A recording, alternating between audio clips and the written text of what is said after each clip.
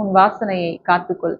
அன்றைக்கு வனாந்திரத்துல ஆண்டவருடைய வார்த்தைக்கு கீழ்ப்படியாம நடந்த இஸ்ரவேல் ஜனங்களை போல இல்லாம, ஆண்டவர் இன்றைக்கு பரத்திலிருந்து உங்களுக்கு தருகிற ஆசீர்வாதத்தை எப்படி கையாளணும்னு சொல்லி தந்திருக்கிற ஆலோசனையை கேட்டு நடக்கும் பொழுது, உங்களுக்கு வாக்குத்தத்தம் பண்ணின நாட்டை நீங்கள் அடையிற வரைக்கும் குறைவில்லாமல் போஷிக்கப்படுவீர்கள்.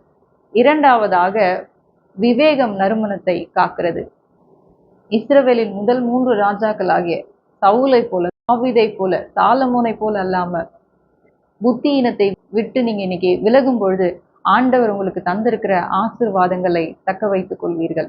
மூன்றாவதாக, விசுவாசம் நறுமணத்தை காக்கிறது.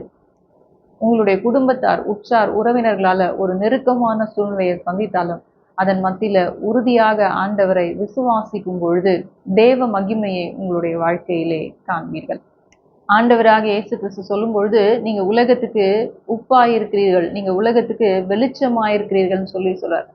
ஆண்டவர் தருகிற ஆலோசனையின்படி அவர் சித்தத்துக்குள்ளே நம்மை காத்து கொள்ளும் பொழுது ரட்சிக்கப்படுகிறவர்களுக்குள்ளே நம்மை ஜீவ வாசனையாக ஆண்டவர் விளங்க செய்வார்.